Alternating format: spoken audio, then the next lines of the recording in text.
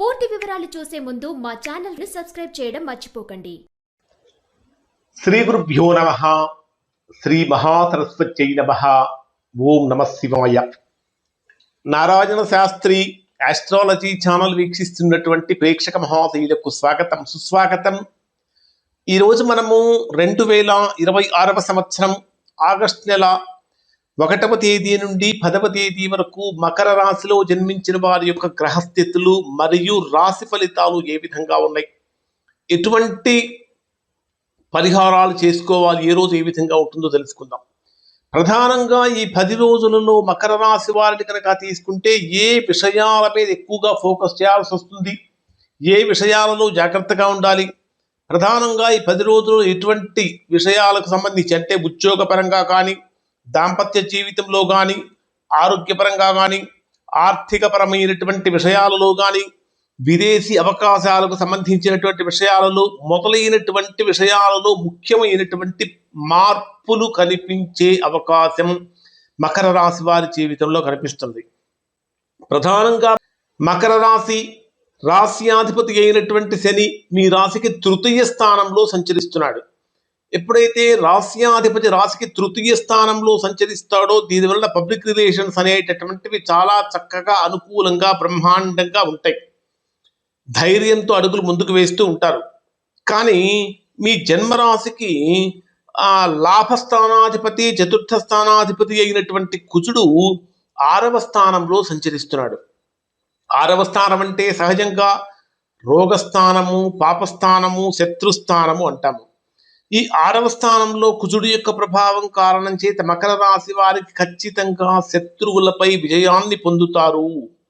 ఎవరైనా సరే ఉద్యోగపరంగా కనుక ప్రయత్నాలు చేస్తుంటే కాంపిటేటివ్ ఎగ్జామ్స్లో కొంతవరకు అనుకూలత అనేటటువంటిది కలుగుతుంది. అలానే సేవారంగంలో ఉన్నటువంటి వారికి బాగానే ఉంటుంది. కానీ ఆరోగ్యపరమైనటువంటి విషయాలలో చాలా చాలా జాగ్రత్తలు పాటించాలి. పెండింగ్లో ఉన్నటువంటి పనులన్నీ కూడా పూర్తి చేసేటటువంటి శక్తి అయితే మాత్రం మీకు లభిస్తుందని చెప్పాలి. ఇక మీ జన్మరాశికి 7వ స్థానంలో సంచరించేటటువంటి రవి గురుగ్రహాల యొక్క ప్రభావాన్ని కనుక పరిశీలిస్తే 7వ స్థానం అంటే వివాహానికి సంబంధించిన స్థానం, భాగస్వామి వ్యాపారాలకు సంబంధించినటువంటి స్థానం.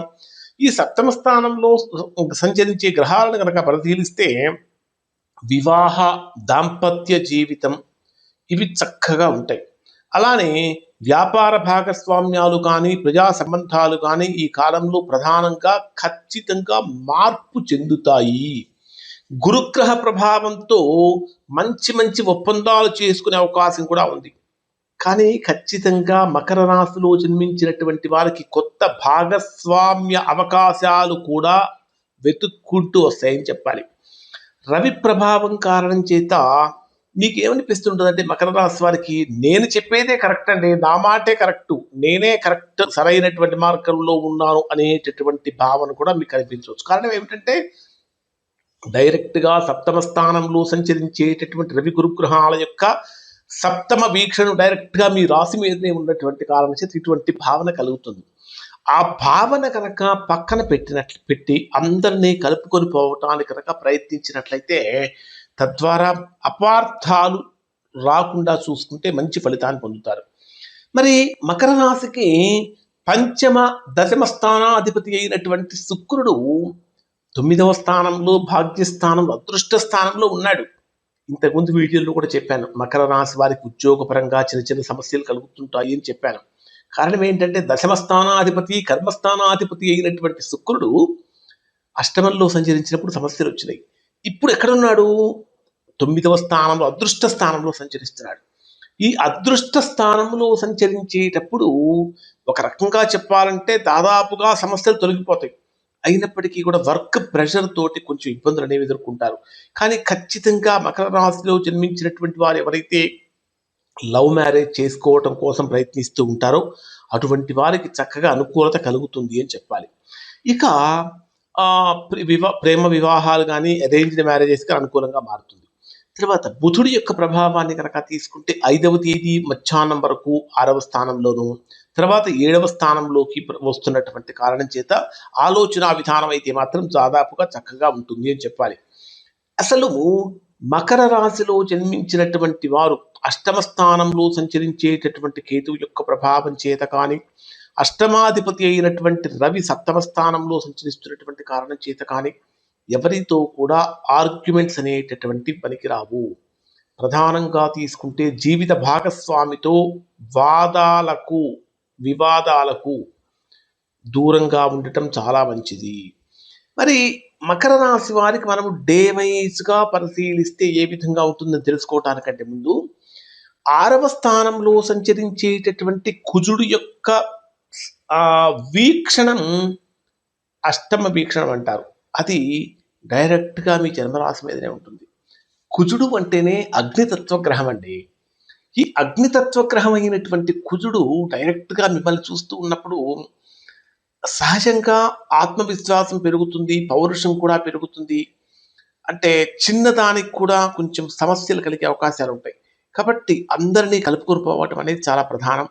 దాంతోపాటు చేసేటటువంటి ఉద్యోగ ప్రయత్నాలలో స్వల్పమైనటువంటి చిన్న చిన్న ఆటంకాలు ఉన్నాయి, కానీ ఖచ్చితంగా బ్రహ్మాండమైనటువంటి ఫలితాలు ఇక్కడ మకర రాశి వారు పొందుతారు.